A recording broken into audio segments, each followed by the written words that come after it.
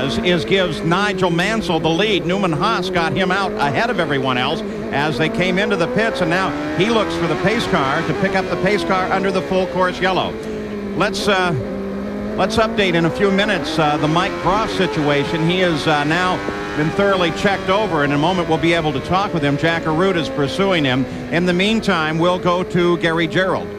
Paul, you mentioned that race coming out of the pits was won by the Newman Haas team, but it was very close with Jacques Villeneuve. They nearly touched wheels as they exited pit road and got out onto the race circuit. Neither man willing to back off. Mansell ended up with the advantage, but the young rookie from Canada was sensational, and he is just a pit or two in front of Mansell coming out. It was very hairy down here.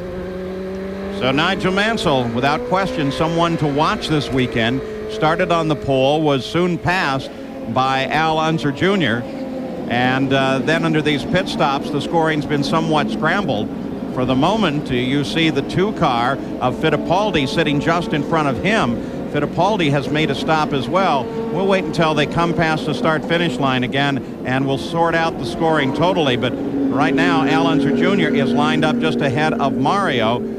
And then, as you look back through the field, there's the 2-car of Fittipaldi and Nigel Mansell. So it's Al Unser that comes to the front of the field when we are ready to go back to green flag racing. After this message and a word from our ABC stations.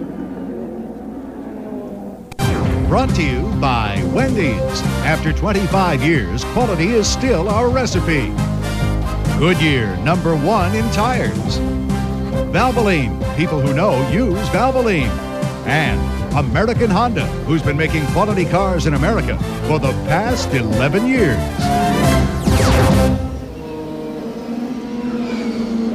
Down below, they're still behind the pace car in a full course yellow. Arranged this way: Unser Jr., then Mario Andretti, then Paul Tracy, then Brian Herta, Emerson Fittipaldi. Nigel Mansell is in 6th position, actually sitting behind the pace car. Fittipaldi is up just a bit on that. Let's go to Jack Arute. Well, we're with the man that participated in the first full course caution of the afternoon, Mike Groff. First of all, Mike, we know you're okay, but what was the condition of the car? What happened? The car was actually okay. We went into the tires, unfortunately. That's not the way that we like to get on TV here, but I think the Motorola car was poised for some good running today, but we had some problems with the brakes. I noticed it on the first turn. The front's locked up big time, and I went into turn 3, and the car just went straight on. We carried on, and the car progressively the brakes locked more and more. Now they can't even tow the car, so we had a mechanical problem. At the drivers' meeting this morning, they talked about some of the improvements here at Detroit, namely runoff areas. Did that help you today? No question about it. I think the organizers of this race and CART did a great job getting the tires up. Like I said, it's not. I hate to be the one talking about it, but it's great that they're up. We're going to look into what our problem was there, and we'll be back for Portland. Well, thanks for stopping by. And let's check in with the man that was participating in the second full course caution. He's with our own Gary Gerould right now. Gary? Jack, that's Dominic Dobson, and he made his way back across the racetrack. Dominic, tell us what happened back there in that traffic situation. Well, the Pac West car had been running fairly well. You know, it's been a long weekend for us. We didn't qualify well. We'd moved up, but I believe I picked up some debris and punctured a rear tire. And the car was getting looser and looser, and I think it was going down. I just lost it here in turn 1. And I didn't contact too hard, but Zampedri was behind me. There was nowhere for him to go, and he ended up slamming into me. So, unfortunately, it put us both out. Sad way to end the day. Yeah, I know. And you said it'd been tough to qualify. Last weekend, it was such a great qualifying effort. You were up there in the 3rd row in Milwaukee.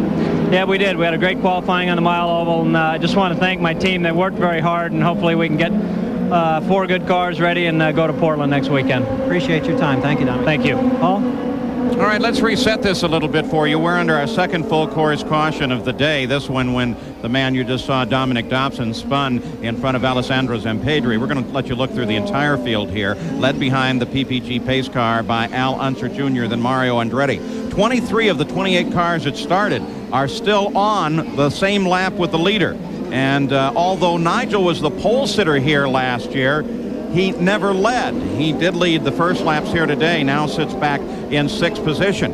And Brian Herta, who started 18th, is now in 4th position. But neither Brian Herta nor Mario Andretti, who sits in 2nd position, have stopped for their first pit stop of the day. So now we're beginning to see even more of the tactics play out here.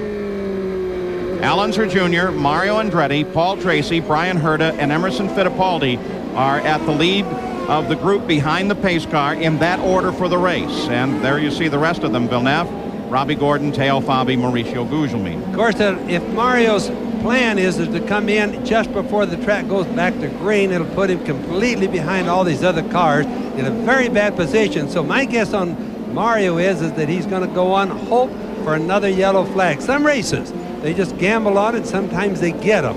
It'd be a big gamble, though, Paul. We take a look at the race summary at the conclusion of 24 laps with more cars out here in the early going than we had in last week's run at Milwaukee, which was spectacular in terms of mechanical achievement as well as racing, with only one car failing before the end of the run itself, though it was shortened by only 9 laps. Now, as the pace car works its way off the track, they head for the green flag once again. Led by Al Unser Jr., the green comes out. Mario Andretti is right behind him. But remember, Mario has not yet stopped. And watch Paul Tracy. Mario's light on fuel. Tracy is heavy. Now watch this there. Pretty easy to pass. Tracy went right by Mario. This is the reason I think Mario's wanting to stay out, is so he can get another yellow and always stay up near the front. Fittipaldi just ahead of Nigel Mansell. Fittipaldi is 5th. Bobby, you made the point at the beginning that passing was going to require an act of bravery, but we have seen a lot of clear passing, and I wonder, last year there was a lot of talk about blocking on this track. I think no one is blocking, and the racing is much better for it. So far right now, Stan, what we're seeing is clear passing by the Penske cars. We've not seen a clear pass by any other car. It would appear to me like the 3 Penske cars are out handling the other ones pretty hard so far. Herter is around Mario Andretti as well, and now Fittipaldi lining up behind Mario. Just ahead here, you got the glimpse from Nigel Mansell's onboard camera. Now you see the 3 of them lying just ahead. Emerson Fittipaldi just in front, and that car number 6, of course, is Mario, with Emerson looking for all the room he can find, and Brian Herta and A.J. Foyt's number 14 just ahead of that. He'd like to put a little pressure on Mario right there. That's the 6th car right there with a red letter on it, but right behind Emo is none other than Nigel Mansell, so he's just afraid to get too far out of whack, because Mansell will get him right away. Brian Herta runs in 3rd now. The car is very light, as they have not made their stop for fuel, and both Mario Andretti and Brian Herta have carried the car 26 laps since their last stop, which is actually not the last stop, the start of the race. There goes Fittipaldi. You can watch Nigel working up on him, getting closer. But Emo needs to move on ahead, but he's having a little problem getting any more speed out of his car. He doesn't seem to be handling quite as good as like little Al and Tracy are, Paul. But this shot offers a superb comparison between the Penske car just ahead of Nigel Mansell with an Ilmor engine and Nigel Mansell with his Lola Ford.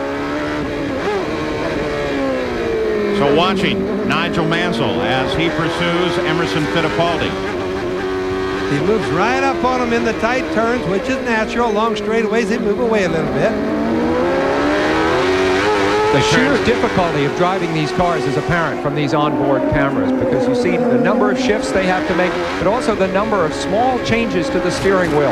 And you see the barriers run from side to side, the need for absolute precision, and also for looking ahead. If the car, if it's 2 cars up, gets in trouble, then you have to know about it. You can't just focus on the road or the car right in front of you. Riding with Nigel Mansell. From time to time, a little breakup on the signal from the camera. Look, though, Nigel, who started on the pole, has fallen steadily backwards here on the 27th lap, sits in 6th place. He actually didn't come out of the pits too fast. Their pit stop was a little bit slow, and he lost a lot of positions right there, Paul. He also knows that he must, if he's going to mount a championship effort, he knows he must succeed today and that he must succeed on road courses. Mansell still looking for any opportunity on Fittipaldi. And that's where the battle lies. Mario, then Fittipaldi, then Mansell, then Villeneuve, then Gordon, running from 4th back through the field. In fact, from 4th back, they are lined up tightly together. You get a good glimpse of that right there. Fittipaldi, the only 2-time winner of this race in the race. Very tough customer here. Very confident this morning as I saw him signing autographs, walking around. With Emerson, you can tell when he's confident because he shows himself to the public. He's out around. He was confident this morning.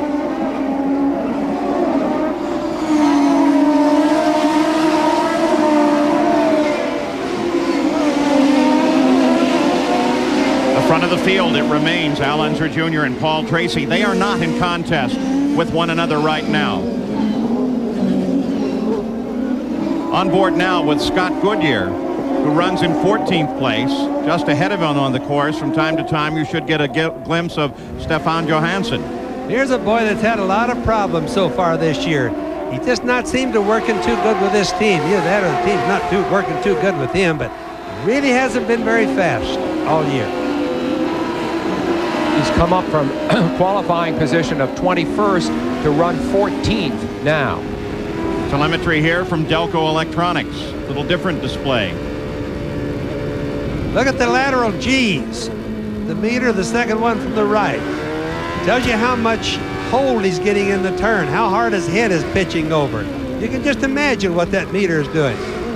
Right and left hand turns. Here's a man, of course, a Canadian who would love to succeed here. There are 3 Canadians in the race. Paul Tracy is the front-running one at the moment. Jacques Villeneuve is in 7th. He's the second-running Canadian. And Scott Goodyear is the, so to speak, bringing up the rear. Scott Goodyear's best finish here, an 8th, both in 90 and 91. Of course, driving for a different team at that time. He would love to succeed in front of his countrymen, of course. Anyone would. And he's never been successful, as you point out, Paul, here. So Scott Goodyear tries to pursue the rest of the field, which for the moment is strung out just a bit, with 29 of 77 laps complete and Little Al leading.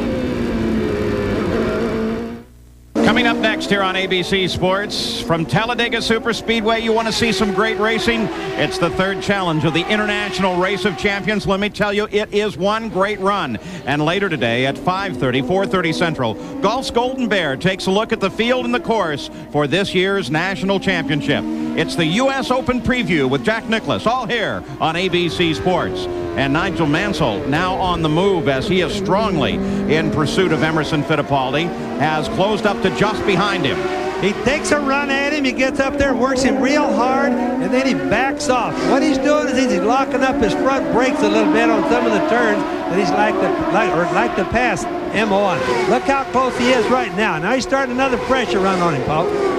So Mansell right in close competition now. Close contact, though Fittipaldi handling a little better through these corners. These shots from overhead give you a great idea, a good perspective of the closures under braking and then under acceleration. What he's doing is he wants to put the pressure. He's putting the pressure really hard on Emma, and he wants him to feel the pressure. He wants Emma to make a little bit of a mistake. Obviously, Emma's car is not working as good as the 2 other Penske cars. Remember that when we have these great chopper shots like this, there is an optical effect that you have to take into consideration. When they seem to be further apart on the straight than they are in the slow turns, that's not necessarily because the car ahead is out accelerating or out speeding the other one. It's just that the time interval between the 2 cars is still the same, but that time interval is bigger.